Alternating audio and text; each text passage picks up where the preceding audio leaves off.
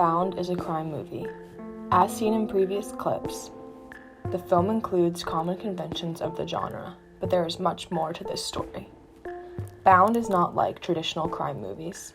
For starters, the man you saw in the last few clips is not the main character. The film replaces the stereotypical male lead with two women instead. Directed by the Wachowski sisters, Bound uses a typical crime setup as a backdrop for an unorthodox and fresh revenge romance that redefined the entire genre. Let's start with a recap. Corky is remodeling the apartment next door to mobster Caesar and his girlfriend Violet. Violet initiates a sexual relationship with Corky, and shortly after, they plot to steal $2 million, which Caesar is holding for the mob.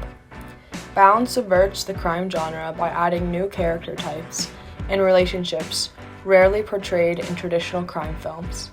Crime movies are male-dominated and often depict women through the heterosexual male gaze, which confines women as domestic sex objects. Movies like The Godfather, Goodfellas, Reservoir Dogs, and others tell stories of powerful men in the world of crime and leave little room for women. Unlike traditional crime movies, Violet and Corky are at the center of the narrative, and the men are only included as supporting roles. While Bound fits into the traditional crime genre involving the mafia, the film subverts the established masculine portrayal by having two gay characters representing power and autonomy. First, we will look at Corky. The film introduces Corky as a strong, independent, and self-sufficient woman. The viewer quickly learns that Corky is an ex-convict, and a friend has hired her to do handiwork at an apartment building next door to Violet and Caesar. Corky presents as traditionally masculine. She wears her hair short, wears workman's clothing, and has many tattoos. Gina Gerson, the actress who played Corky, told Entertainment Weekly that she wanted to be in her body like a boxer. Not only does Corky present as masculine, but her character is also one that would usually be played by a man in a traditional mobster movie. The sexual geometrics of the film work metonymically to reconstitute Corky as a parodic or reiterative figure of masculinity in the narrative, marked as masculine by her gaze, but also by tattoos, men's underwear, undershirts, boots, pants, etc. By constructing the role of Corky as a woman, the Wachowskis used her to represent conventional manliness, while also subverting the role of a traditional handyman. Women depicted in crime movies often follow traditional women's dress code and are only used for sex and domestic chores. For example, the women in The Godfather are only visible in scenes at the wedding and in homes of the mobsters. Corky's character breaks this trend, as she is the protagonist that initiates the main conflict in the film. After discovering Caesar is a mafioso in possession of $2 million, Corky hatches a plan to steal the money and enlists Violet to help her. This role would usually be assigned to another male character, since Corky becomes the main adversary to Caesar and the Italian mafia. Having a woman be the mastermind behind the robbery challenged the viewer's inherent knowledge of what a mob film is based on. Never before has a woman controlled the narrative of a crime film the way Corky does in Bound. Jennifer Tilly, who played Violet, explained that it was a classic film noir, except instead of a lead being a male, it was Corky. Next, let's look at Violet. Violet bends the genre more subtly, but her overall contribution to the revisionist nature of the film is significant. On the outside, she presents as any girlfriend of a mobster would in a traditional crime film. She is conventionally beautiful, wears tight and revealing clothing, and is supported financially by Caesar. Violet is more than meets the eye, however. She expresses to Corky how she has been romantically involved with Caesar for 5 years, but considers their relationship as work. At the beginning of the film, she is the one to initiate a sexual relationship between her and Corky. When Corky recruits her in the scheme to steal the $2 million, she gives a stunning performance, which fools Caesar until her true intentions are later revealed. Lee Wallace said, "While Corky's butchness is worn like an ID, Violet's allegiance to the sartorial codes of femininity makes her sexual registration more dubious. Capable as she is of magnetizing the attraction of both the lesbian Corky and most of the dark-suited men the plot sends her way. Violet demonstrates a level of independence not usually portrayed in women in crime films. Usually, the wives and girlfriends of the mobster men are sidelined into traditional gender roles and stereotypes. They are often left out of the crime plot and are only important in providing context for their male counterparts. Violet subverts this role by playing into what her husband wants: a short dress to impress his business associates, and seeming oblivious to the events unfolding around her. The reality is that she is deceiving him the whole time, and her true desire lies with Corky. Noble explains that Corky, who looks and is marked as queer, isn't the threat to the heteronormative family.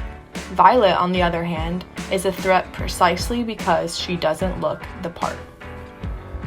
In the end, she proves to herself and the viewers that she is capable of cheating her husband out of his money and killing him, which severs her ties to heteronormativity.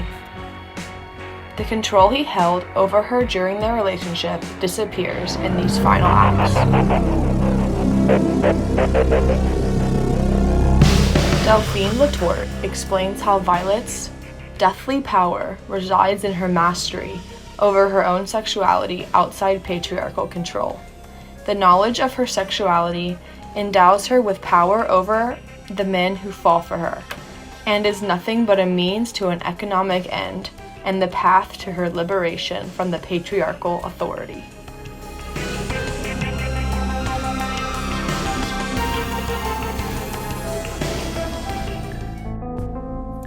Corky and Violet's romantic and sexual relationship also is an expression of the revisionist nature of the film. Seeing a thoughtful and respectful gay relationship on screen during the 1990s was unusual for not only crime movies, but also for any genre of film.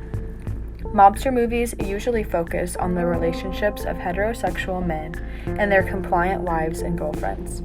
While the viewer does not see this traditional portrayal in Violet's relationship with Caesar, the Wachowskis spin the trope on its head by having Violet cheat on him with Corky. Violet's role is far more active than Corky's. We see her not only seducing Corky, but pursuing Corky after Caesar's intrusion. She is the sexual initiator. It is Violet who must play a far more active and direct role in the various plots. Not only does she initiate a lesbian relationship, but the feelings between Corky and Violet are also much more powerful and heartfelt than is typical in crime movies. Although theirs is an unconventional relationship for crime films, the viewer quickly attaches to the hope that Violet and Corky can overcome their current circumstances and be together. The fact that Violet is in a relationship with Caesar is only important for the women's plot to steal his money. Throughout the entirety of the film, Caesar is a side character and becomes irrelevant after the women steal the cash. Not only does the viewer root for the women, but the Wachowskis convey their relationship with respect and fragility. The sex scenes between Corky and Violet are unlike many sex scenes in other crime movies. Tilly relayed that the Wachowskis didn't want it to be a man's version of lesbian sex. They wanted it to be very respectful, authentic, and raw, not pornographic. Traditionally, sex in mob movies is insensitive and degrading to the women involved. Compared to the sex scene at the beginning of The Godfather that is rushed and unenjoyable for the woman, the sex scenes in Bound are authentic and mutual. Elizabeth D'Angelo wrote that Corky and Violet do not merely gaze at each other seductively, nor are they depicted in a heterosexualized love scene. That is to say, it is not simply the girl-on-girl action that is usually depicted in otherwise straight films. Here we are presented with the lesbian sex. The women look at each other, and even though the audience is given a very intimate role, the women are having sex with each other, not with the audience. Sex scenes serve to further the budding romance between Corky and Violet, and allow the viewer to become invested in the characters early on in the story. Not only does Bound break boundaries in depicting a romantic relationship between two women in a crime movie, but the sex scenes do not detract from the influence and power the women hold over the storyline. The Wachowskis use Bound to extend the crime genre and break its traditions. While Lee Wallace defines the film as a sexual thriller, Bound is more than a crime movie that has a lesbian relationship. Corky Violet and their relationship with each other redefines what a crime film can be.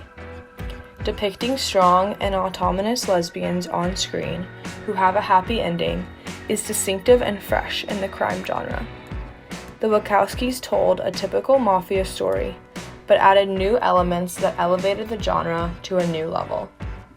Bound, for these reasons, can be considered as a leading revisionist crime film. While the Wachowskis did this first, many films have since followed in subverting the roles of gender and sexuality in the crime genre. One example is Steve McQueen's Widows, which follows a Black woman in a leading role as she avenges the death of her husband. Not only does this film portray a leading woman of color, but it also highlights a loving interracial relationship between a white man and a Black woman. Another example is the popular television series Killing Eve, which follows a bisexual international assassin and her relationship with a British intelligence officer. Like Bound, both Widows and Killing Eve situate women at the center of crime media while still telling exciting stories about criminal activity. The Wachowskis forged the way for the crime genre to explore a wider breadth of stories. These types of media texts force the viewers to re-examine what they know about crime films. It is refreshing that the Wachowskis inspire further crime movies and televisions to move away from the traditional male gaze into a more inclusive lens.